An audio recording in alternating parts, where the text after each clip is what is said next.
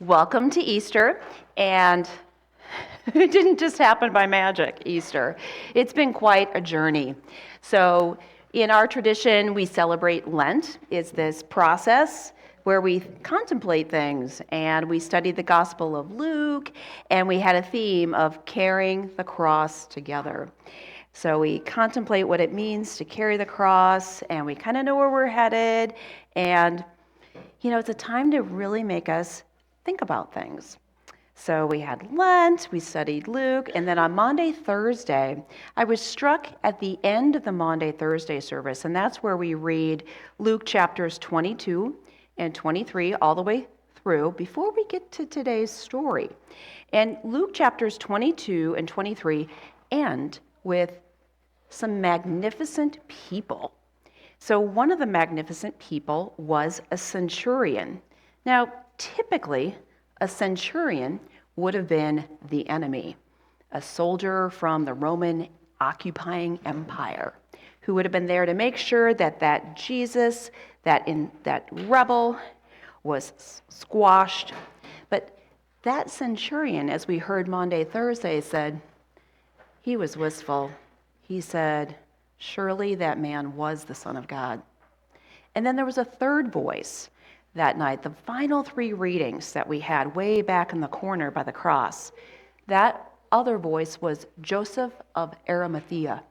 And he appears in all four Gospels. And particularly in the Gospel of Luke, it's noted that Joseph of Arimathea, who was a religious authority, not just a religious authority, he was part of the council. So he was part of a cohort of people who condemned Jesus, who felt threatened by Jesus, and were trying to look for a way to have him killed.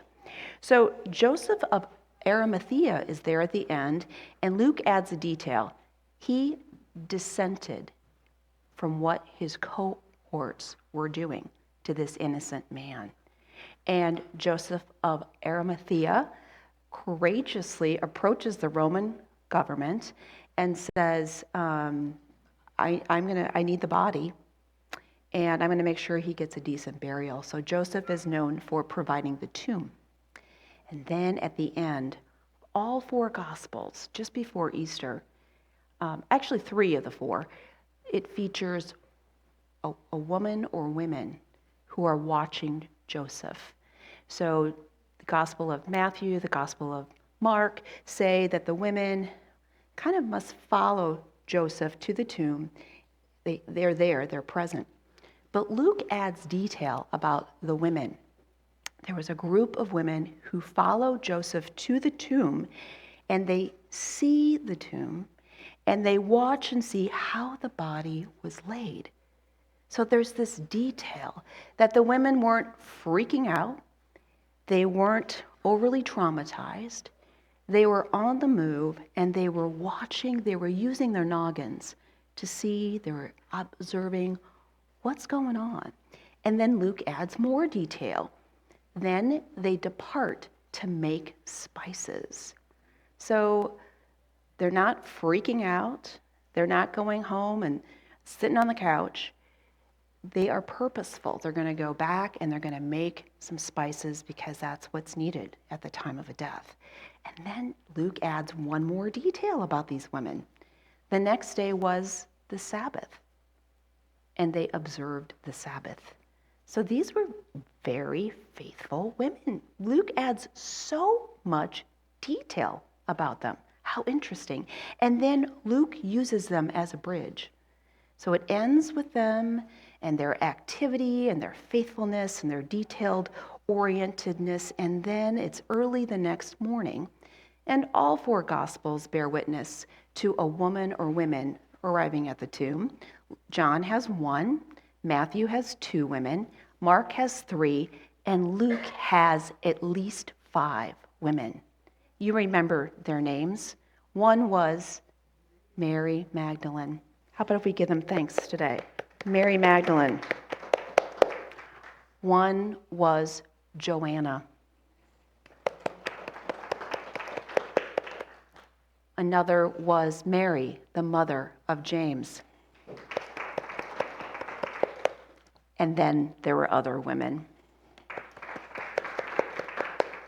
Thank you, Luke.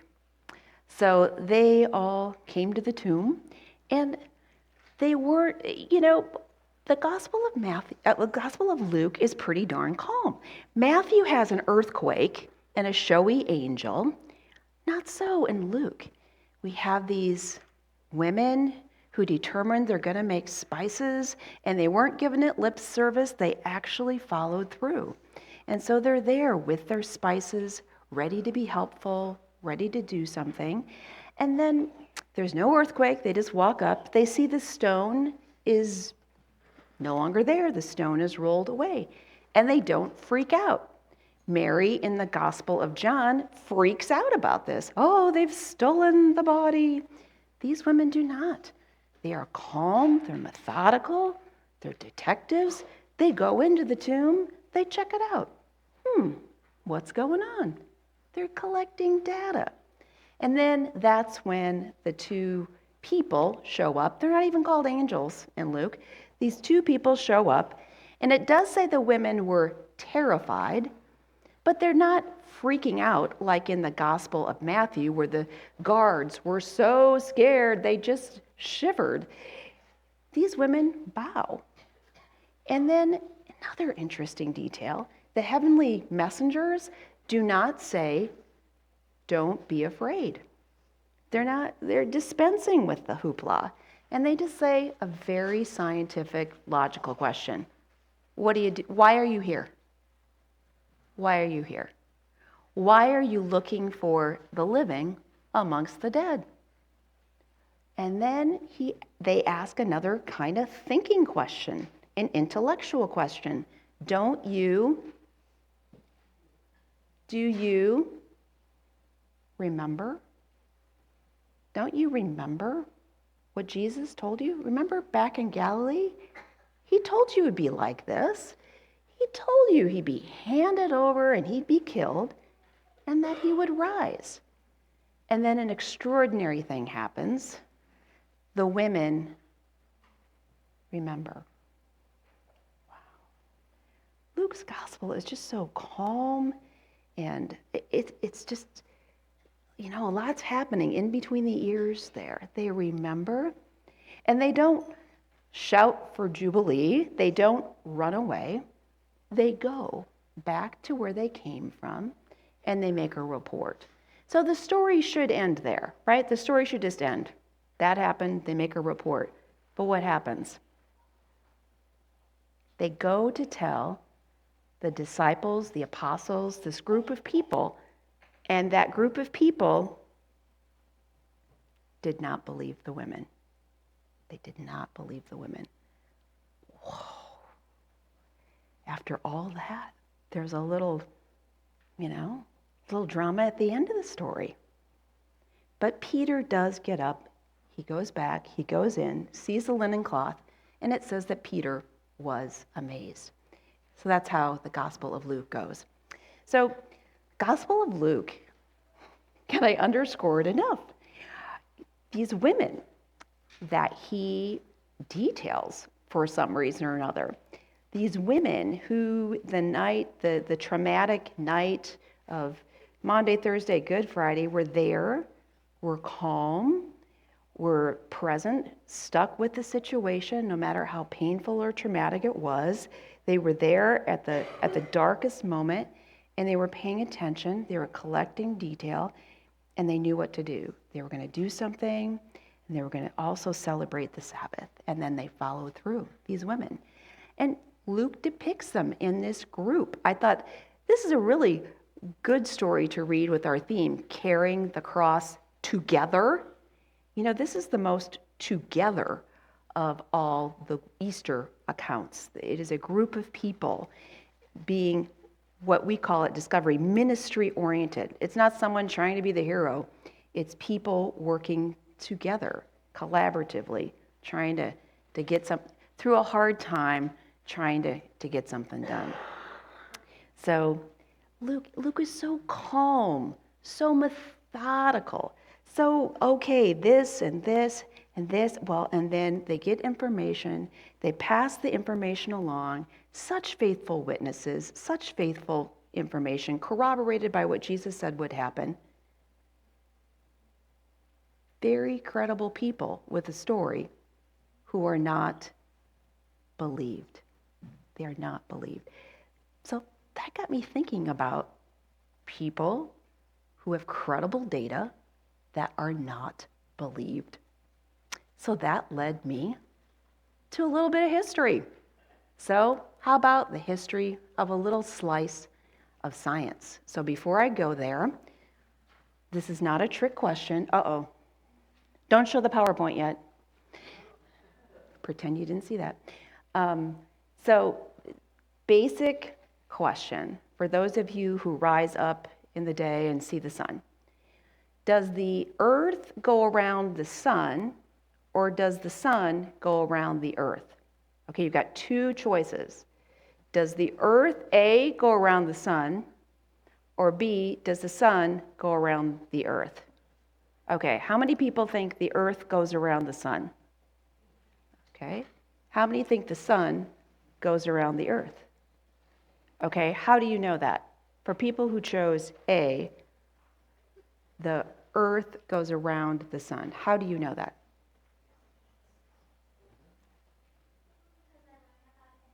You learned about it in school. Anybody else? How do you know that? Prove it to me.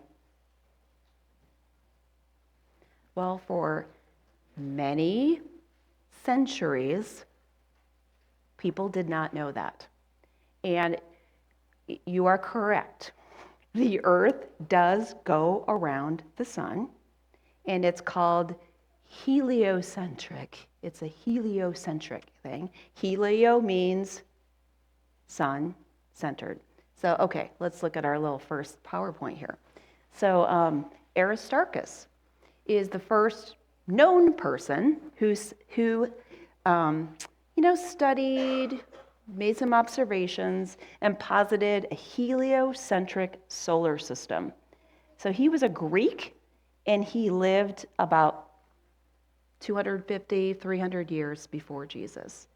So he said, contrary to what we see, because people didn't believe him, because they're like, well, we can see with our eyes. We see with our eyes. The sun is rising, and the sun is moving, and the sun is setting. Common sense. So they didn't believe him. So that's Aristarchus. Who else said such a thing? Nicholas Copernicus said such a thing. So he was also.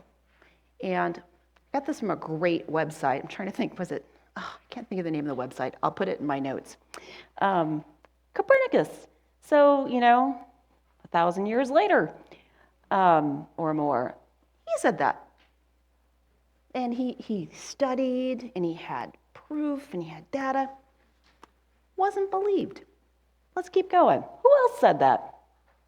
Johannes Kepler said that. And then he added to it that, not only does the earth go around the sun, it's not a perfect circle. It's elliptical.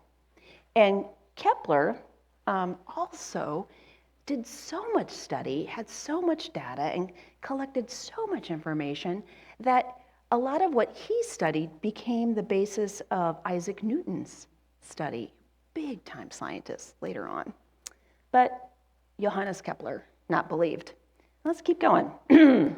Galileo Galilei. You heard of Galileo? So, same deal. Galileo, studied, had data, was not believed. And publishing, and not only was he not believed, he was scorned and scoffed at.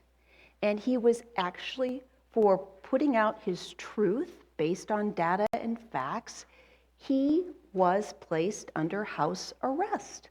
So he was punished for sharing his observations for 8 years, and his publications were banned.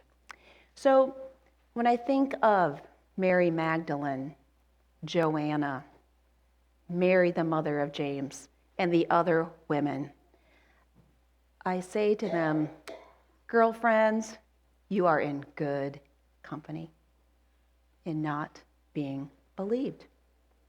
It's a thing. It's a thing. You know, in our society, we live in a time of people struggling to know what is true and what is false. And we swim in this ocean of information, and some of the information we now know is misinformation. You can't just Google it. And fortunately, educators are trying to work with students and learning, how you figure that out. And in addition to misinformation, there's disinformation. There's categorical things people do intentionally to sow wrong information. It's the ocean we swim in. To which the Gospel of Luke says, nothing new. Nothing new. The writer of the Gospel of Luke points to credible, faithful, data-oriented people who had something to share that was true, and yet they were disbelieved. So how do we know? What do we do? And I think Luke provides us some clues. By the way, today, during Time for Discovery, I had another aha just listening to the story of just how Luke sets this up. In every other gospel, we know the name of the women, verse 1 or 2 of the story. Luke buries the names of the women. He tells the story about these women, and they were methodical, and they were practical, and they were faithful, and they did this, and they did that. Just wow, wow, wow. And then he reveals the names so that you could be like, yeah, man, wow, those are the guys that did that? Wow. And maybe some people actually knew them. Oh, yeah, Joanna, yeah. So I think Luke sets us up to hear that. And then the very next verse is, but they were not believed. And it wasn't like secular society didn't believe them. It wasn't like the Roman rulers didn't believe them. It wasn't like the religious, envious people didn't believe. No. Their own people, good people, did not believe them. So what does Luke do? So I think one thing Luke does in helping us humans sort out what is true is, one, he sets up credible sources. What is a credible source? Credible sources look like these women who were there when it was hard, who showed up, who did some stuff and followed through and showed up again, who persevered, who tried, who worked together, who were trying to do the right thing. Oh, it was those guys. Credible sources, Luke says. Credible sources. And then Luke gives us another fact. Even though there's credible sources speaking to a greater truth, they can go to even fine people, and those fine people will turn their backs. What is up with that? And Luke makes them look, I don't know whether it's intellectually lazy or morally lazy. I don't know what it is, but it's pretty remarkable how arrogant, So I think Luke says it's a thing. It's a thing. Credible things aren't believed, and also lies are believed too. How do you sort it out? And then Luke points to one final thing, maybe that gives us a little shred of hope, and it's Peter. The last time we saw Peter, if you were here Monday, Thursday, do you remember what Peter was doing? He was denying Jesus. Peter, that one. And Jesus tells Peter, you're going to deny me. And Peter's like, oh no, I won't. And then, like an hour later, he denies Jesus 3 times. So this is Peter. That's the last we knew about Peter. And then he realizes he blew it. That's the last we knew about Peter. But in Luke's gospel, Peter makes an appearance at the tomb or at the Bro Lodge. And he's with that group of people who were dissing the women. They said that it was an idle tale. They were not believed. But Peter disengaged himself from his group, and he got up to take a look. And he went and he looked, and he was amazed. I think Luke uses that as an example of hope. And the hope came from a person who had been humbled, who knew he didn't have all the answers, who knew he was only human, knew he needed forgiveness, and had things to learn from others. There is hope. There is hope that the truth gets out. You know, this past week, 2 days ago, yesterday, was the 250th anniversary of what? Did you hear this? On the 18th of April in 75, hardly a man is now alive. Remember that story? It was 250 years ago this week. It was the famous ride of Paul Revere. Paul Revere's ride. So pretty cool. Family in Boston, soaking up the history the last few years. So 250th anniversary of it. And got a picture. So there's a picture of Paul Revere who rode, and it said the British are coming, but they were all British then. So he probably said the regulars are coming. Anyway, long story. So he was riding. How did Paul Revere know to ride or what to do? Do you remember another part of the story? There was a signal in the church. So and back at this statue, do you see the church spiral? So that is the Old North Church. And so up in the tall spire of the church, they were going to have a lantern. Anybody remember? 1 if by land and 2 if by sea. Do you remember how many lanterns were up in the spire? There were 2. 2 if by sea. How'd the lanterns get there? Did God magically put lanterns there? He used church people. So it was an Anglican church, actually. And so some of them were pretty pro-British, but a lot of them weren't. One of the people, John Pullman, was a member of that church, but he was also part of the movement that was concerned about moral and intellectual laziness on the part of the British king. And so he was part of a group. And so in being part of that group, they devised this signal. They would use the church tower to signal everybody what the British troops were doing. But John Pullman needed help. He needed somebody else in the church for help. So he reached out to Robert Newman. Robert Newman was the church custodian. And what did the church custodian have? A key to get into the church. So it was a daring move once they figured out what the troops were doing, how they got the word, but the 2 of them were set up. It was a very dangerous thing to do, to go through the streets of Boston and then make their way up to the tall steeple and hang the lanterns. And they did it. And that, led to Paul Revere's ride and them finding out, and then the battle at Lexington and Concord, which started the 8-year American Revolutionary War. When Newman came back down, he was charged a rebel and jailed, by the way. Our church is a lantern. We are a lantern in our society. We are a lantern of what is true. How are we a lantern? It means we have to show up.